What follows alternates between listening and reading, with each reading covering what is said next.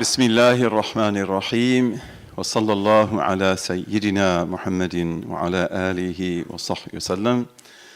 Es freut mich sehr, mit Ihnen zu sein und in der Heimat meiner Vorväter. Und es wäre am besten, dass ich auf Deutsch sprechen würde, aber ich kann sehr wenig akademisch Deutsch. Und deswegen werde ich auf Englisch sprechen. Verzeihung. The topic that we're talking about tonight is complex, and this is what I want to begin with, and I hope that we will never forget this. We live in a time that wants simple answers for everything, even simple answers for the most complex of issues. And this is a disaster for us as a civilization. It is one of the effects of the culture of television and of much of the technology that we have. We are an entertainment culture. Many of us have attention spans of 3 minutes and very little more. And this is actually a threat to our civilization because civilizations must be able to meet challenges. This is one of the definitions of civilization, that when civilizations face challenges, they can make intelligent responses to them, and therefore they can continue. And we as a civilization, if we cannot identify problems correctly, and if we cannot respond to them intelligently, then all of us will be doomed. This will affect all of us. The case of Islamic extremism is, of course, one of the main concerns of most people in the West today. And in my own country, the United States, those who elected Donald Trump, they believe that this is the problem, as if there were no other. And they also have a very simplistic and a very false understanding of what is going on in the world. So when we talk about extremism in the name of Islam, violence in the name of Islam, then we must emphasize over and over again that this is not a simple matter. It has various components to it. There is no terrorist DNA. And also, this issue doesn't grow up in a vacuum. So we have to look at that. It's very, very important.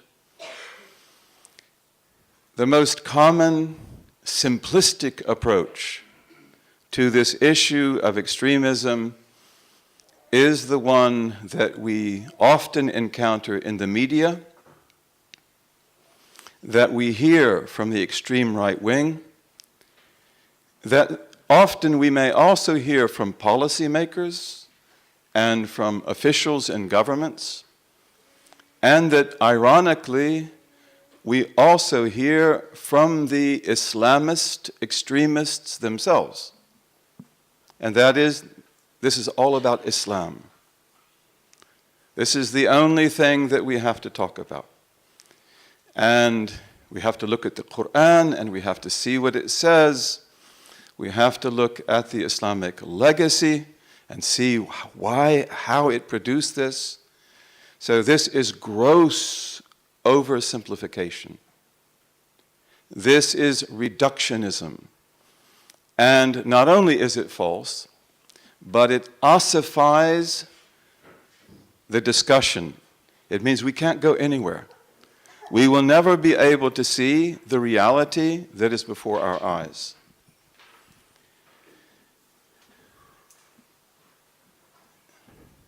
So this is a complex matter.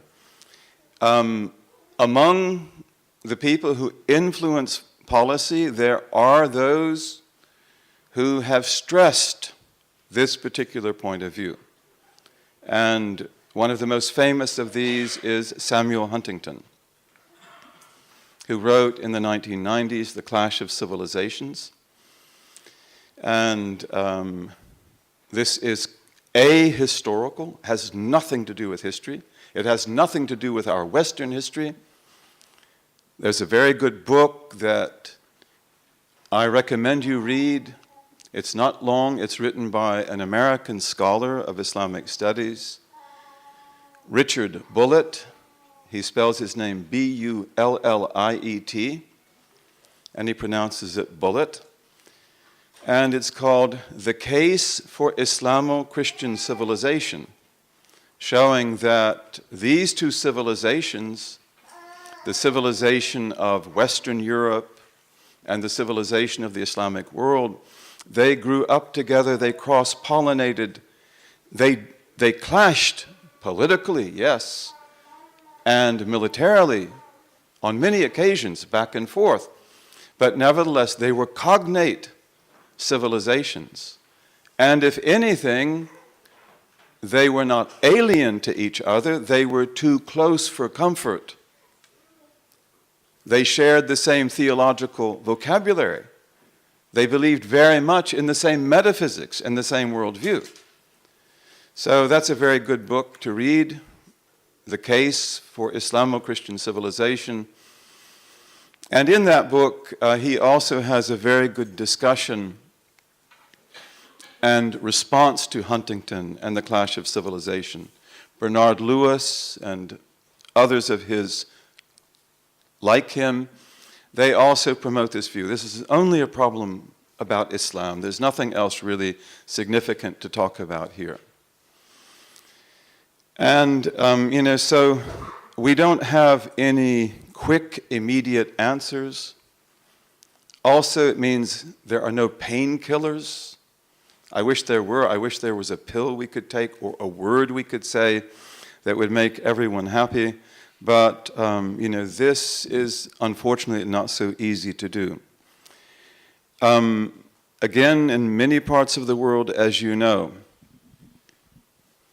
this is the issue, Islamic terrorism as it's called.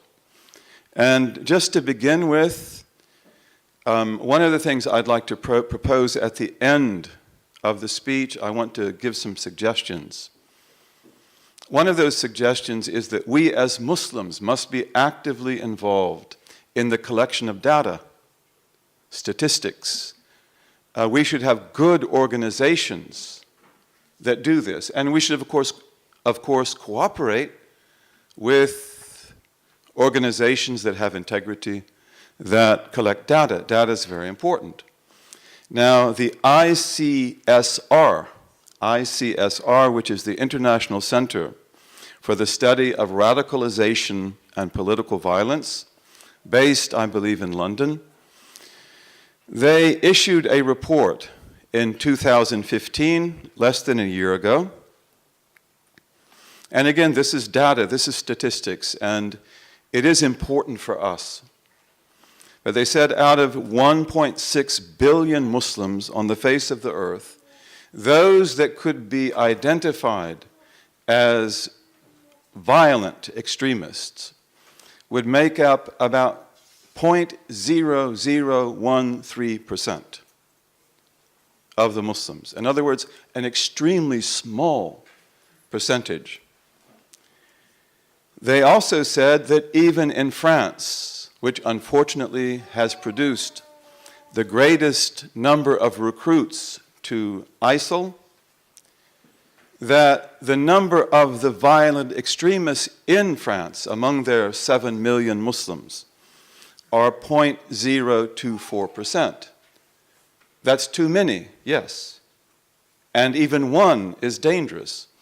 But this is very important because this is not the description of the community at large. The United Kingdom also has a problem with extremism. The extremists in the United Kingdom, out of 3 million Muslims, are believed to be 700. Roughly 700. That would be 0.023%. In Australia, you have 110 that they identified out of a population of 500,000. That is 0.022%. We're going down.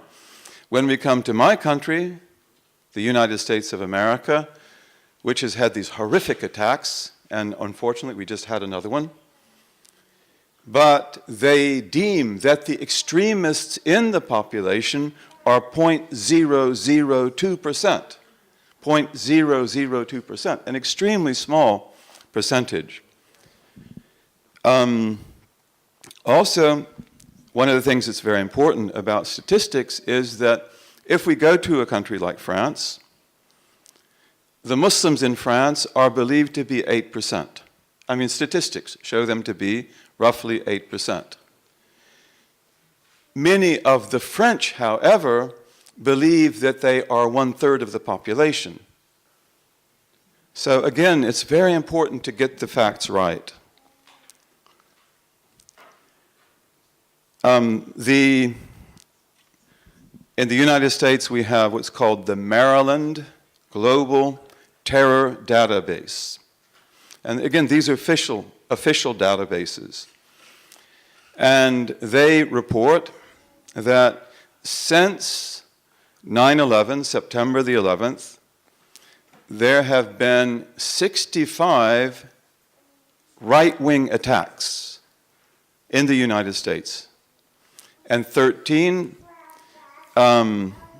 24 by Muslim extremists. This is a point that I want to make because many believe that the threat of the right wing is much greater. And we want to respond to all responses, not just to one.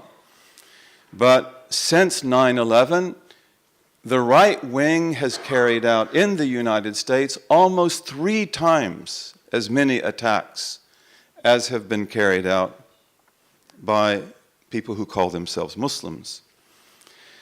Not only that, but 13 right-wing terrorists in the United States possessed biological weapons.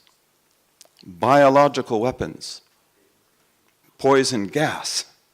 That's very dangerous.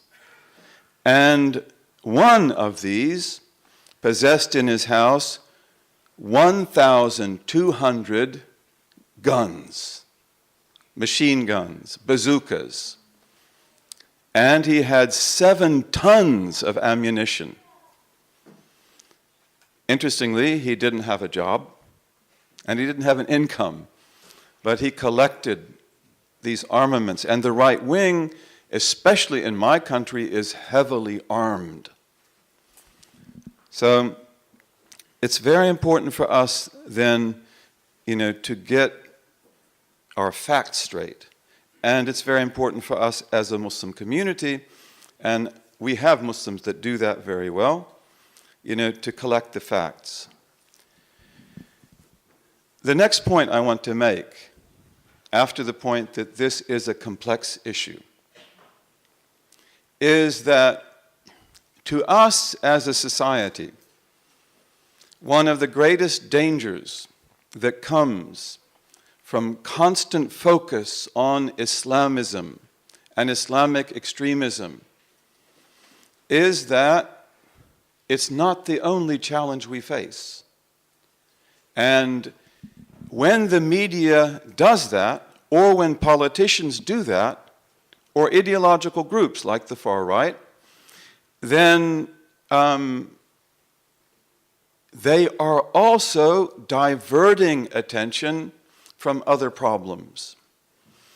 Civilizations have to identify problems, and they have to solve them. And you can't solve a problem if you don't identify it. And so therefore, we have to be, as a society, very balanced. There are other big problems. For example, nuclear war. Are we safer now than we were in the Cold War? I don't think so. And we are still producing nuclear weapons, and not only that, we're producing even other types of weapons, which are horrific. And we are also producing nuclear weapons that hopefully some of the technicians would say we could use. And our president-elect in the United States has said that we should use our nuclear arsenal. So this is a major problem. It's a huge problem, a frightening problem. And we have to have attention on that. People should not be allowed to forget that. What about global warming? And one of the honors of your country is the fact that you are among the leaders in understanding the dangers of global warming and in trying to get solar energy and wind energy. And you have incredible food, organic food.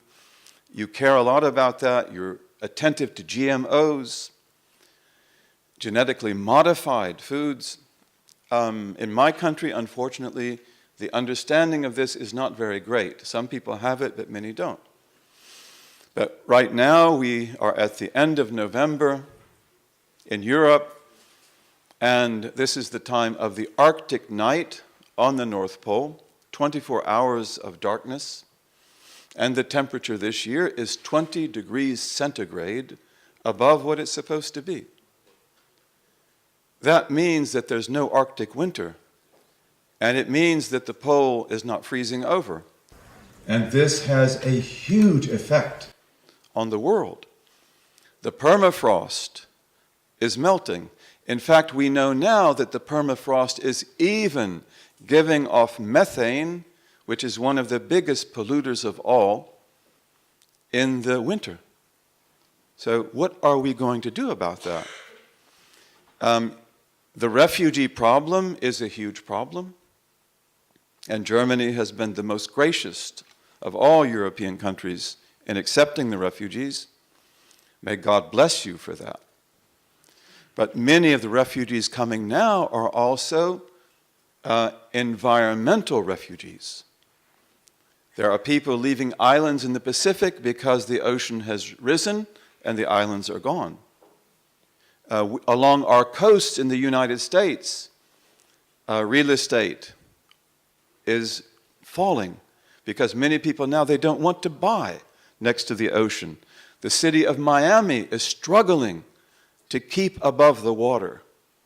So this is another issue that we have to be aware of. And among the issues are also things like poverty, the unequal distribution of wealth around the world. Many of the Africans who are getting in the boats, where they often lose their lives, are people who cannot make a living in their countries. A Gambian policeman won't make more than $60 a month, even though he's a good policeman. How can he live like that? I know Gambian policemen who love their country, but all they dream of is, I have to get in one of these boats. I have to feed my family. So poverty is a problem. What about global economic instability? You remember 2008, and 2008 might repeat, and some people say that if it does repeat, it won't be like 2008. It will not go just to the banks, it will also go to the reserves of the countries. And there's so many other things, drugs, gangs, domestic violence. In fact, domestic violence is one of the causes of Islamic extremism. Most Islamic extremists, if you ask them about themselves, they will say, when I was 6 years old, when I was a boy, I saw my father beat my mother. Over 90% will say that. And we're going to talk about marginalization, because this is one of the biggest problems of all. But the father is a nothing when he goes out of the home. And when he comes home, he is something. And unfortunately, often he takes that out on his wife. So the beating of wives, this should never happen. But this is also one of the problems in the world. In fact, in Australia, the number of women who are killed in domestic violence, wives, not to speak of others, is a very high number every week. So we can't ignore things like this. And we have also other issues as well. So what I want to bring attention to now is a problem which I think is greater than Islamist extremism, unfortunately. The cases of violence in the name of Islam are increasing, and we are approaching the number of cases that come from the extreme right. But the extreme right, I believe, is a huge danger. And we have to keep our eyes on it. Hegel said that people never remember history, and therefore they repeat it. And it said that ignorance of history is the Alzheimer's disease of our modern civilization. We don't remember anything as a rule. But we cannot forget the 1920s. We cannot forget the 1930s. We cannot forget how the right wing came into power. And that is just as possible today, in my belief, as it was then. We have to be attentive. We have to learn from the lessons of the past. After the election of Donald Trump, you're going to see, and already have seen, the rise of the right wing even stronger in Europe. Marine Le Pen, she may win, and it is the Trump effect. We have also Geert Wilders in Holland. We have to be aware of these things. The United States Homeland Security issued a report in 2009. This is during the Obama administration, by the way, in which they identified right-wing extremism as one of the gravest dangers facing the United States. 73% of American policemen believe that right-wing danger is one of the biggest dangers that we face in the United States. This report that came out by Homeland Security was attacked by the Republican Party. It was in the Obama administration. Of course, Obama himself, being a black, he actually brought to life a lot of the racism and nationalism that we had hoped in the United States had gone forever. But the Republican Party crushed this report. They forced Homeland Security to delete it, and they dismissed the people that worked on it, and they said that these people who had written the report about the right wing were rogue elements in Homeland Security.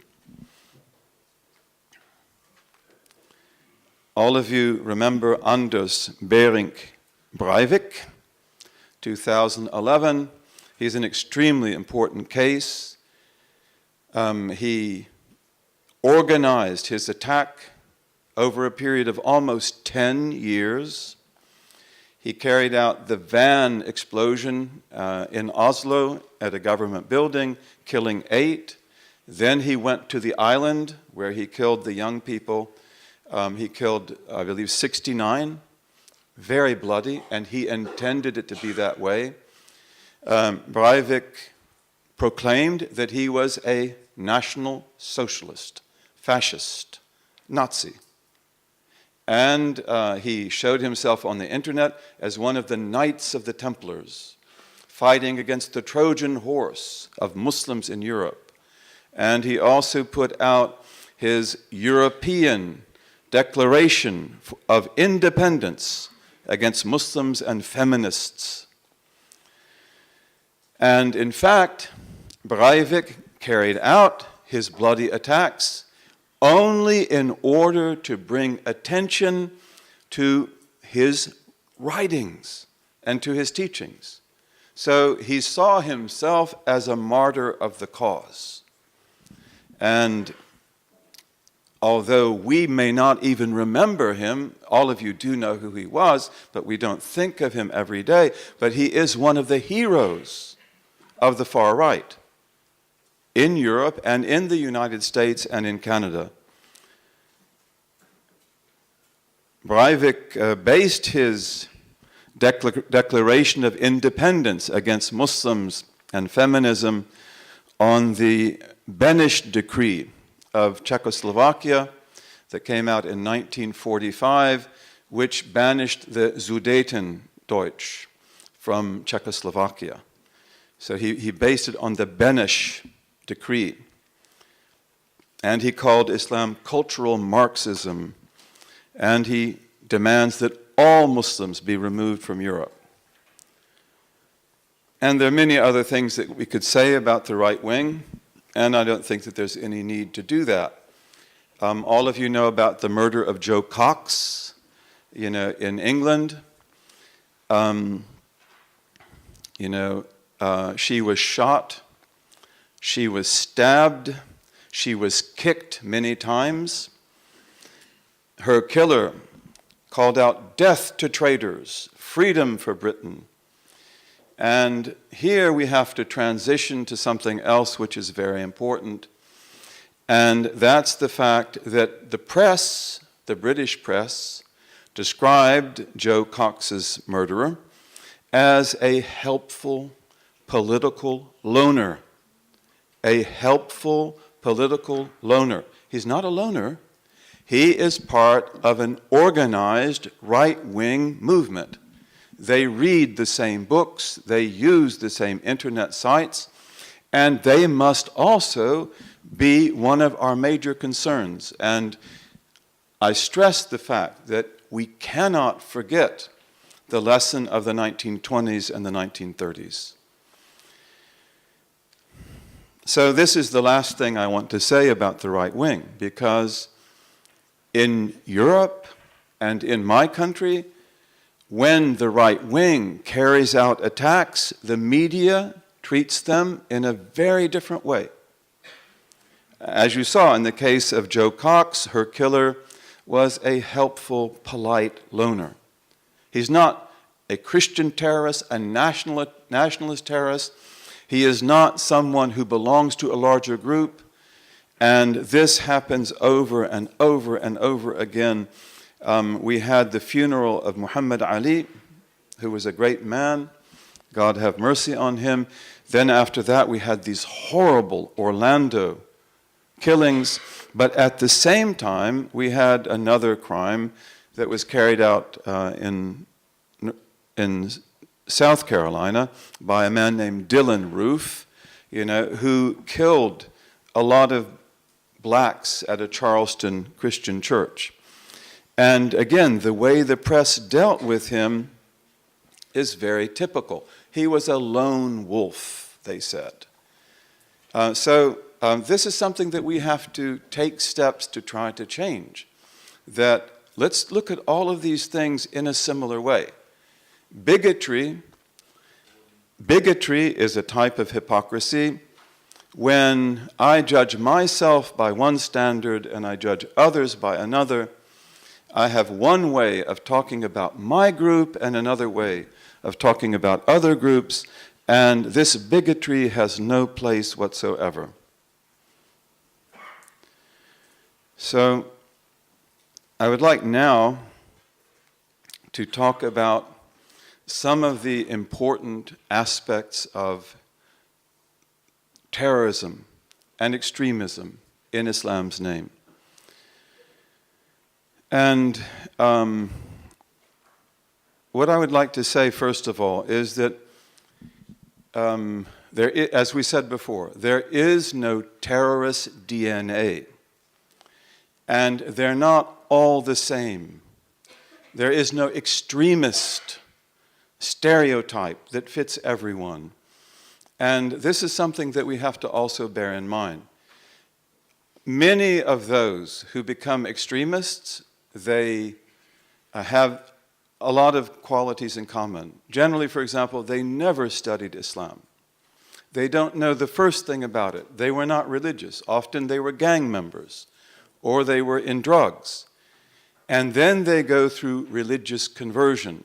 And you have lots of preachers in Europe and the United States, on the internet, and also sometimes coming and talking, who are encouraging this and who are buttressing this. But they embrace the religion. They come home, they declare their parents to be disbelievers because maybe the father doesn't wear a beard. And, they are, a very big problem. But they're also different because some of them are well educated. Some of them are people that you would never expect to take this route. And therefore, our approach to the issue must take into account the big individual differences between the men and women who take this route. I want to talk about three major elements that are behind Islamist extremism, in my view. The first of those is geopolitical. The second of those is social psychological. And the third of those is ideology. And when we talk about the ideology, you've also got to talk about the people who are spreading that ideology actively. And I don't like to call names. You have some of those in Germany. We have some in North America. These are evil forces. And they are the ones who are spreading these teachings among young people who are often extremely vulnerable. Okay, so we want to talk about these three things, and we'll begin with geopolitics. To talk about Islamist extremism and not to talk about Palestine, about Israel, about Iraq, about Syria, about Egypt, Libya, Tunisia, the Yemen, Afghanistan, Pakistan, Burma. In Burma, the Muslims of Burma, the Rohingya, are facing classical state genocide, and nobody cares. Nobody says anything. We have books. For example, Azim Ibrahim, one of my friends, who's a very good writer, and he helps people make policy. He has a book about the Rohingya, the Burma, a very carefully researched book. This is classical genocide. Who cares? Who cares? Yasser Arafat used to say, if you don't mix the blood of Muslims with oil, it has no value. And so we have to take this very seriously. The genocide of Bosnia. Many don't even perhaps remember that that happened. But do you imagine, can you imagine how radicalizing that was? The Bosnian people clearly faced genocide. The United Nations was of no help. In fact, the United Nations made it impossible to help. So what does this do to us? What does this do to us? We care about the Bosnian people. And before Bosnia, what happened to Afghanistan? And what continued to happen to Afghanistan after that? So this geopolitical dimension must be brought into the picture. I'm sorry, there are no painkillers. And generally, policymakers and governments, they don't want to talk about this at all. And in my country, they completely disavow it. And they say this has nothing to do with foreign policy. And that's very important. It does have to do with foreign policy. We are rightfully concerned about what happens to us, and we should be rightfully concerned about what happens to all human beings. But this cannot be put under the table. If we look at an ISIS promo, typically an ISIS promo We'll begin with talking about the geopolitics. How many American bases are in the Middle East? How many Iraqis, how many millions of Iraqis have been killed over the last years? And then they will go on and on and on. Okay, is what they are saying false? It's absolutely true. And therefore, it makes powerful propaganda. Joseph Goebbels was very clear that Nazi propaganda was not supposed to lie. It has to tell the truth about what is happening insofar as facts are concerned. Even when the Wehrmacht began to undergo great losses on the Russian front, he still insisted that all of the reports be accurate. Joseph Stalin was like this as well. And the Soviet Union, in its propaganda, produced statistical data and facts that were very accurate, because that is the perfect front for propaganda. It makes it look like you also are to be believed in the action that you want to take, in the program that you want to advance. So if you look at an ISIS video, they will emphasize this geopolitical reality. This is what speaks to Muslims profoundly, and also sometimes to other people as well. And then, of course, the statement, the declaration, and the understanding is, and we will do something about that. Well, they will not do something about that. They do not do something about that. But they will use that as a propaganda front. So it's very important for us, therefore, to look at the geopolitics. And the Islamist extremist is always angry. The nationalist right-wing extremist is always angry. But that anger, in their case, generally is rooted in this geopolitical mess that they don't forget, and the rest of the world doesn't even take seriously. As for the social psychology of the extremist, it's very important, I think, first of all, to emphasize that their social psychology and that of the right-wing extremist and that of the Christian right-wing, we have a lot of those. I don't know that you do, but we do have a lot of those. Radical Jews, Zionists, Buddhists, Hindus, their social psychology tends to be very similar, and many people have written about that. And part of that similarity, which I believe is the most important part that we talk about tonight, is that they see themselves as marginalized. They don't belong anywhere. And they are threatened by the realities of the world, the global realities. Olivier Roy,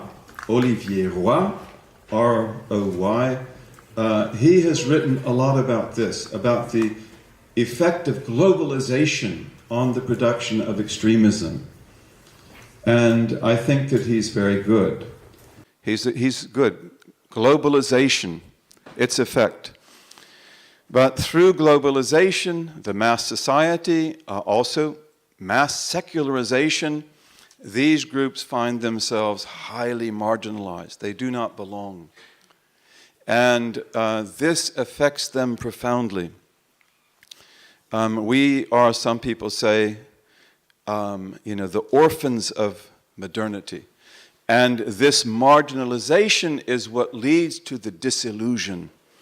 And it's what generates this problem in so many cases.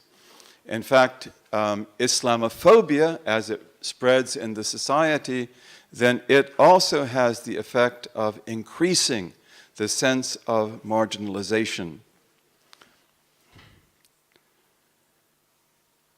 Joseph Conrad wrote in 1907 a book called Secret Agent.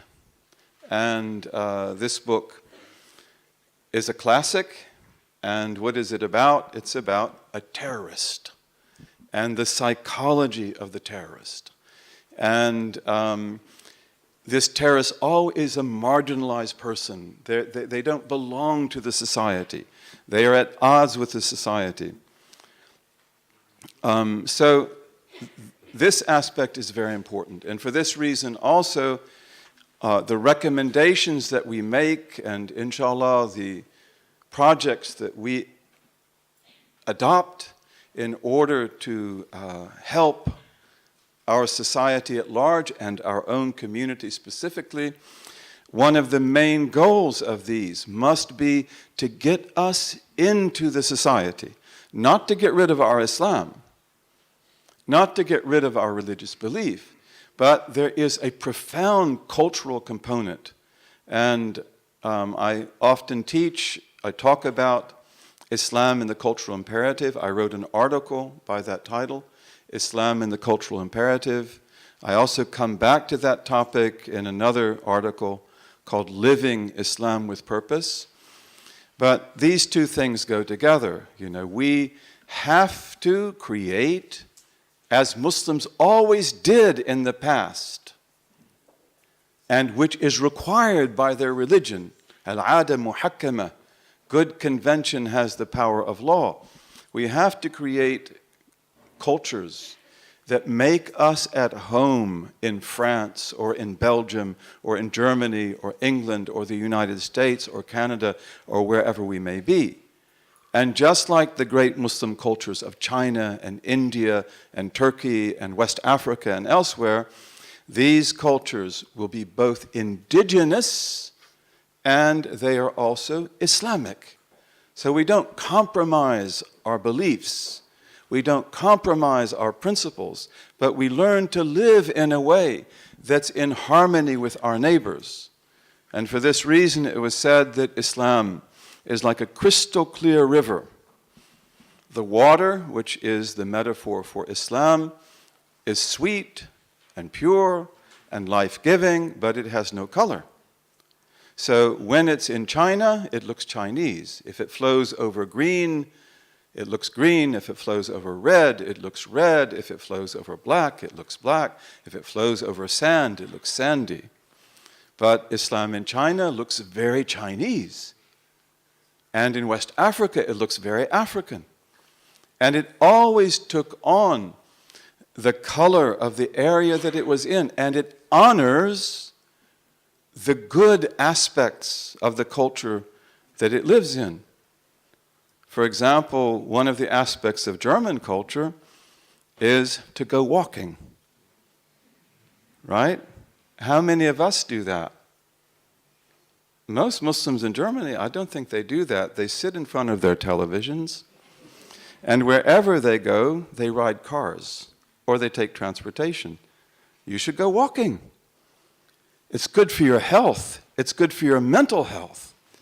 It's an incredible cultural quality. So we take these things on. This would be so good for us to do that. And then who would you meet when you were walking? What if they saw you walking with your scarf, and maybe they won't be so frightened anymore? So, the issue of marginalization is very, very important. It's natural that immigrants marginalize themselves.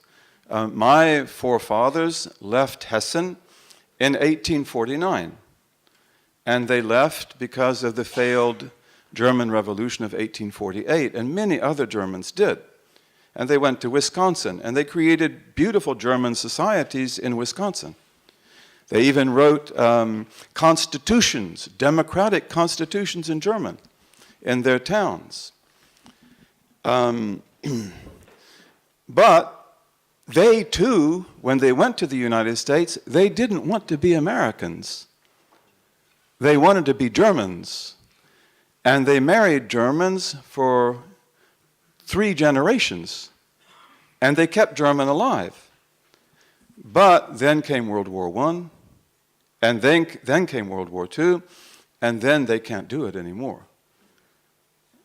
In fact, when I learned German in school, and I wanted to learn German in school, but my mother was very proud of me, and she took me to some of my great aunts. They knew German.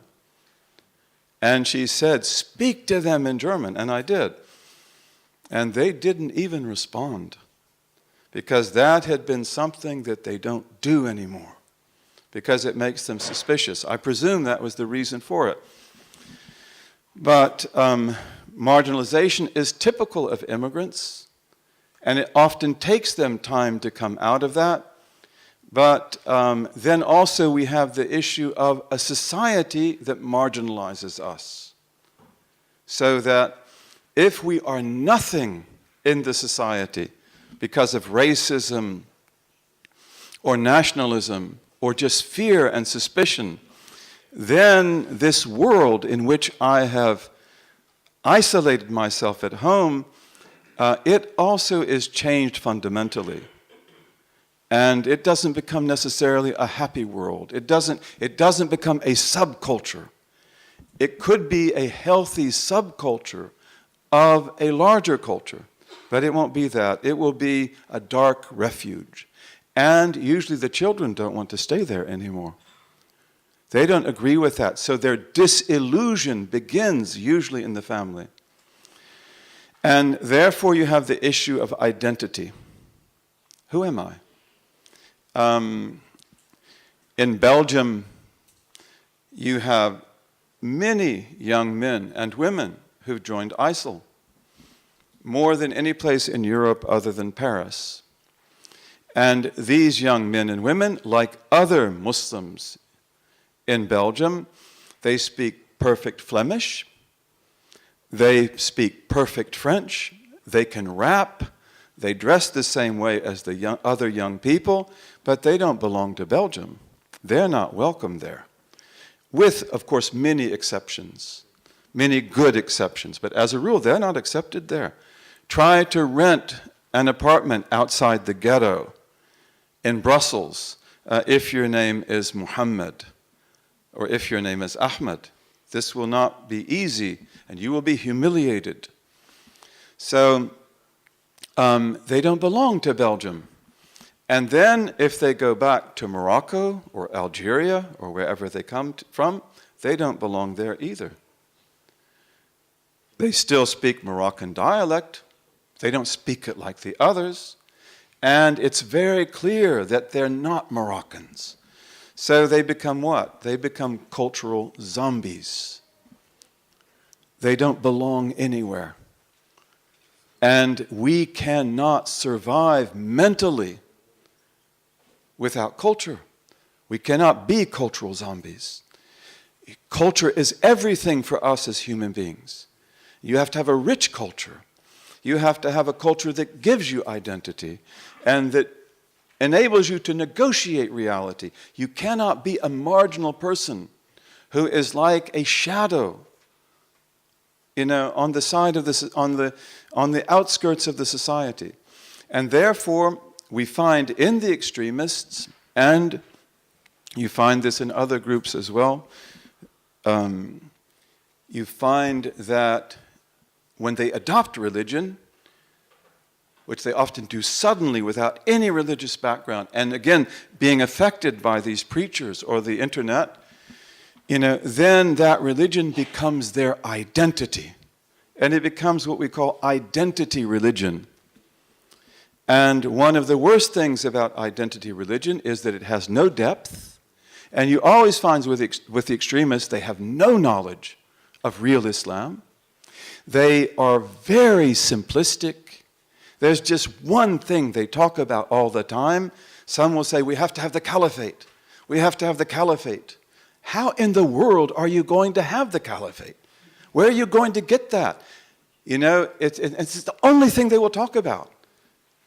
And then, of course, they'll say democracy is kufr, democracy is deen, and so forth. Or they have certain issues in their belief, which this is the only thing they will talk about. There's no depth whatsoever. And, but in this new religion, they will find their identity. You should also tell me when we have just 20 minutes. Okay, so, yeah. So,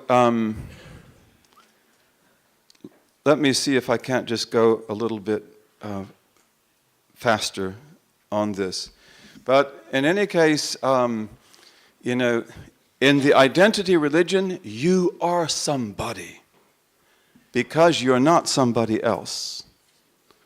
And again, it's interesting, if you look at the preachers to these people, they will say, you can do anything you want. And what you've done in the past in gangs or in selling drugs is not important to us. In fact, often they may continue to do that. We have that problem in the United States, in Philadelphia, for example. You know, but you have to belong to the group. So the group brings you in, you have to show your loyalty to the group, and then the outsiders are all wrong. And although you don't know anything about the religion really, you never studied it, you have die wahre Religion. Right? And nobody else has it. You have the true religion. And so this is the pattern that we see in these extremists. Since we have little time, I think it's very important to talk a little bit about the ideology. And we have 10 minutes left? Okay, maybe if we have 5 minutes, you can. The important thing I think here to stress is that terrorism does not come out of the Islamic tradition. It is not part of our tradition. Where does it come from? In fact, where does the word terrorism come from? Robespierre, the Reign of Terror, 1793 to 1794. This is where the word comes from, Jacobin terror, the Reign of Terror. And then, of course, when we go into the 19th century, we have anarchist terrorists. And the 19th century is filled with these lonely and alone anarchist terrorists, you know, whom we could talk about a great deal because we've forgotten about them. And then you have Marxist terrorism that grows up as well, and nationalist terrorism as well. So terrorism is a Western phenomenon, and Muslims got their cues from that. And in fact, if you want to study the genealogy of that, the PLO, the Palestinian Liberation Organization, it was a secular organization. It was Marxist, and it cross-fertilized with other Marxists. The first terrorist attack to be carried out on Israeli soil was in 1972. And who was it carried out by? The Japanese Red Army faction. Carlos the Jackal. You had, in Germany, we had Baader-Meinhof. And we had, you know, the Red Army faction, right? You have the Red Brigades of Italy. We had direct action in France. These affected the Muslims, and they affected other third world liberation movements like the Tamil Tigers. So again, when we talk about terrorism, let's put it in perspective. You know, that there is a big phenomenon of terrorism. In Europe, you know, we forgot about the IRA, Irish Republican Army. What about ETA, the Basque separatists? What about Baader-Meinhof? You know, and these groups, they were the ones that the Muslims got their cues from. They got their cues from that. They learned their techniques from that. In fact, many of them organized their political parties. They gave them Islamic terminology, but the organization is strictly Marxist-Leninist, not in its ideology, but in its structure. The difference here, Ayman al-Zawahiri, who was the second to bin Laden and who took over after bin Laden, he said, we got most of our recruits from the Marxists. In fact, he said, we got our best recruits from the Marxist strongholds.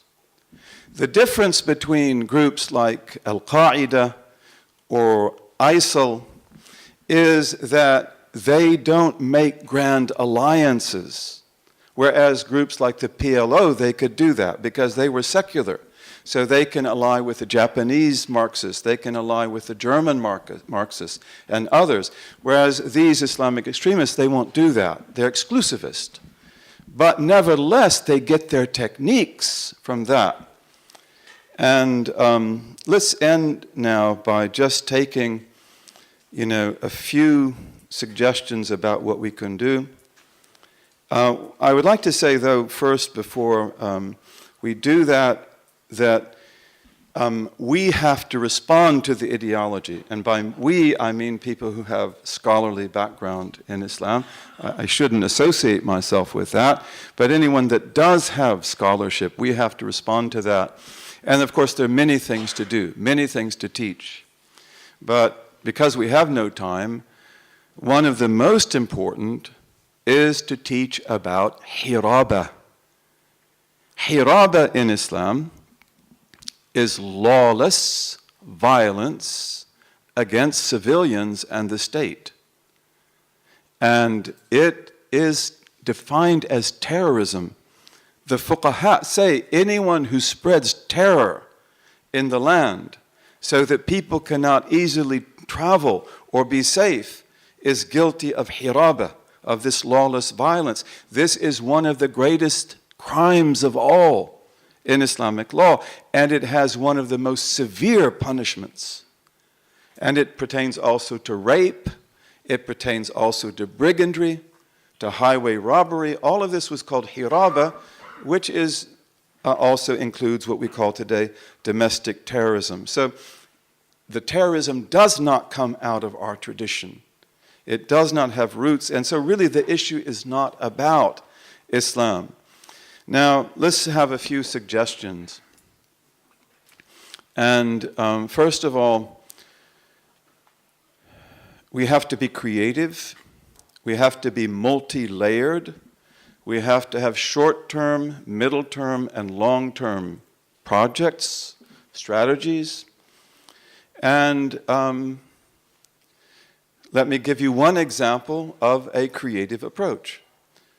There is an Indonesian in Jakarta who is a master of Aikido, Japanese martial arts.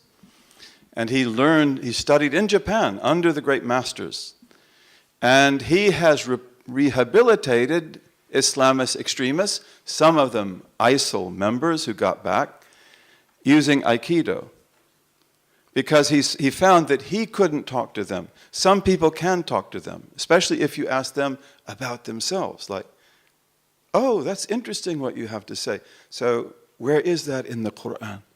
Where is that in the Hadith? Because they don't know. They don't know.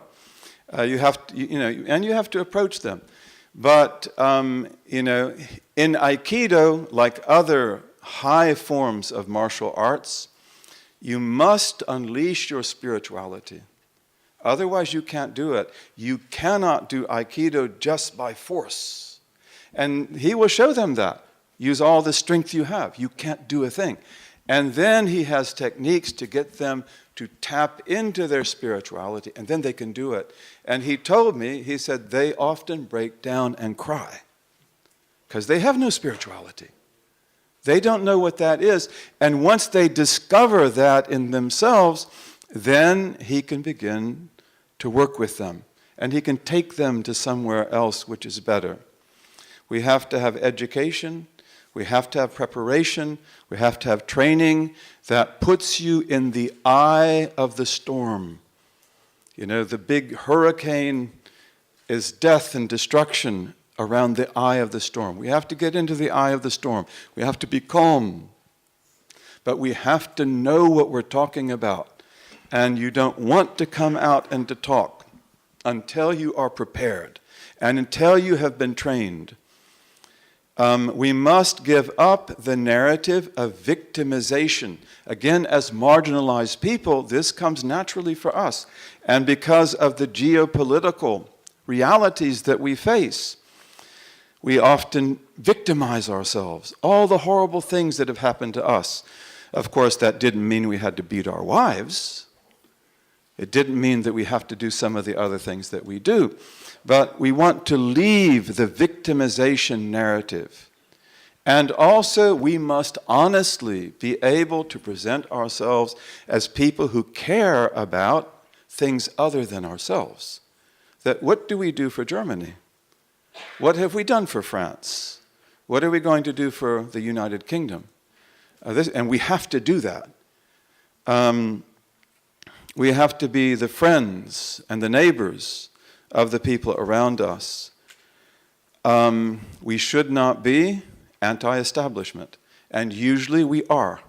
When we organize at universities and elsewhere, we usually become anti-establishment. And then, of course, we will have allies on campus who are also anti-establishment. But again, that's not healthy for us, because it, again, emphasizes this psychological and sociological marginalization. And we want to get into the center. And we don't want to give up our identity. We don't want to give up our religion. But we can only do that in the center.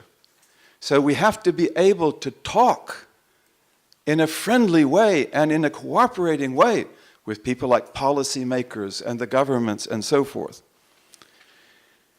We have to engage the media, and we have to be prepared.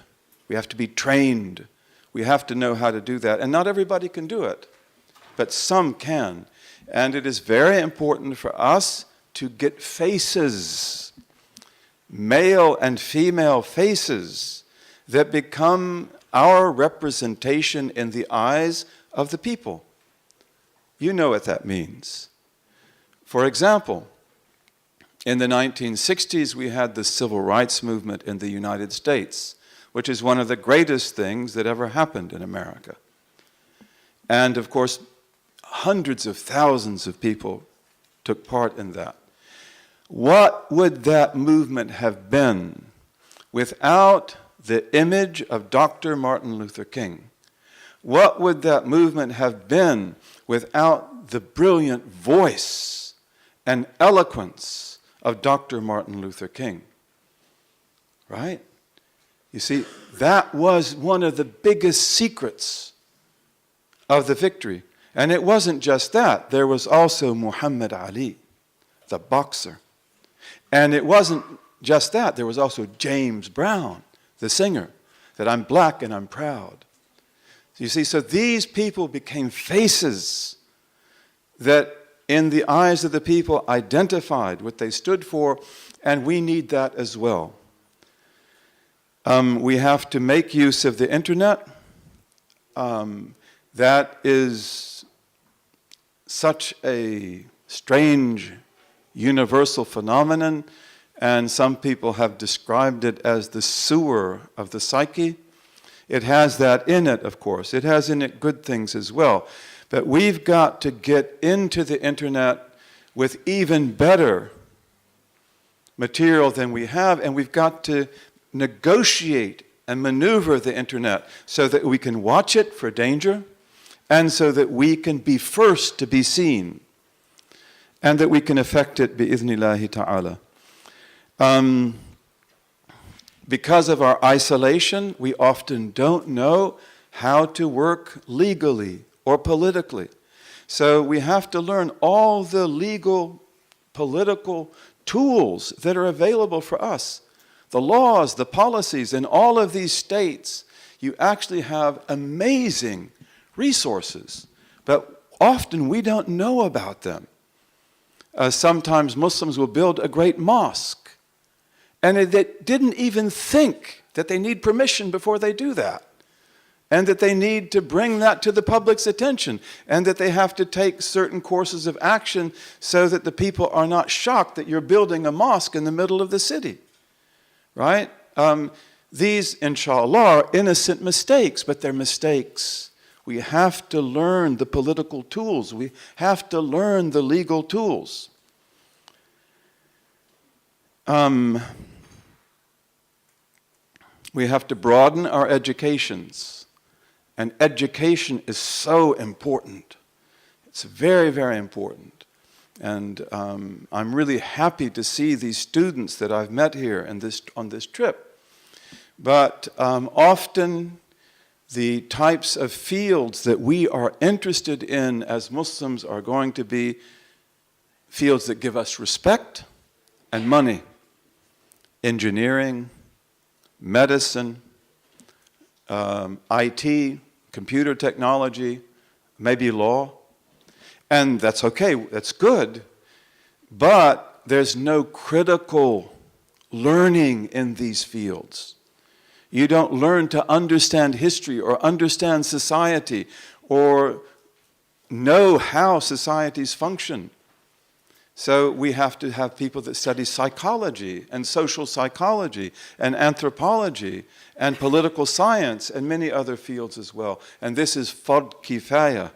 This is a societal obligation. We can't just all be lawyers. And we can't just all be housewives either. Or just workers. We've got to have people who can lead us and explain things to us. We have to understand the dynamics of modern education. And we have to let our daughters get educated and study Islam. Ironically, a lot of Muslim families don't want that. They don't accept that. And in England, you'll find a lot of Muslims who have good degrees from universities driving taxis. And of course, that's a complex issue, but usually they did not understand the dynamics of modern education and what you have to do so that your degree becomes employable. And then they're shocked to find that they can't compete. And when they cannot compete with people who did better, then they think everybody hates us. And they become more marginalized than they were before. We have to have relevant Islamic scholarship. No question about that. Again, we have to talk about things like hiraba, this basic principle in Islamic law that terrorism is one of the greatest crimes of all. We have to build alliances. And we have to also build alliances with our governments, especially when your governments, like the government you have today in Germany, I hope that it will be protected from the Trump effect. But we have to build alliances with these governments, and you have to speak to them. We say in the United States, if you are not at the table, you're on the menu. You know, so we cannot be afraid, you know, not everyone can do this. You have to have people that are strong. You have to have people that have self-esteem. The Jews in the United States, for example, are extremely good about protecting their interests at all levels. And they're trained to do that. They know how to do that. And you pick the best people to do it. I said before, data collection is so important. We've got to collect data about us, even about things like wife beating, abuse. You know, we want to know about what's going on in our community. And we have to then make ourselves known. And in the fight against Islamophobia, just the statistics that we mentioned, that actually most Muslims are just as normal as they can be. We are a religion of civilization making. No civilizations in history worked more harmoniously with all the other religions of the world than we did. I mean, in Europe, when Islam grew up in Spain and Portugal, you know, we created a major depression in Northern Europe, right here in Germany and in Scandinavia. And the reason for that was that the merchants of Italy and southern France and elsewhere, they didn't want to come here anymore. They all went to Spain, where they were able to come in and they were protected and they had access to global markets. There was no economic warfare. So we have to collect data. And then I want to end with this. We must avoid demonization. That is the demonizing of the young man or the young woman who've taken the wrong course. You have to save them. Don't demonize them. And then also, we have got to teach the policymakers what to look for. Most of the radicals, and forgive me, we have a brother here wearing a baseball cap, and he's cool. But most of the radicals, they wear baseball caps, except they don't wear them like he does. They turn them around, right? And they wear tennis shoes, and they rap. And if the sign of terrorism is that he grew a beard, or she put on a scarf, I mean, that's totally absurd. But in England, that's what they look for. That this girl, and they have to report her, this girl was not wearing a scarf, and now she came back and she's wearing a scarf, turn her into the government. They have to, by law. And this is absurd. We have a brother who was going to Umrah with Sheikh Hamza Yusuf, Sacred Caravan. And he wrote his mother a note, and it was something about, Inshallah, we will be together in paradise. And then he wadded it up and he threw it up in the garbage. And he was picked up by the police. They got him off the airplane. They know that he's going to blow up something. He's talking about paradise. So also we have to educate the policymakers so they know what to look for and what not to look for. And more important than that is that you cannot demonize the people who reach out to these people. But for example, I don't know how things will be under the Donald Trump administration. Pray for us. But I know already many organizations in the United States that are in trouble, even though they are innocent. But then I have to ask myself, can I still go there to give a speech? Because then I will also be under suspicion. This is demonization. We are not into witch hunting. And we've got to be able to reach out. We've got to be able to communicate. And let's stop there. It's a great honor to be here with you. This has been a wonderful trip. And I'm really honored to be here and really inspired by the great work that is being done, in your country by these great groups like the ones who have hosted me so generously. Vielen Dank, sehr vielen Dank.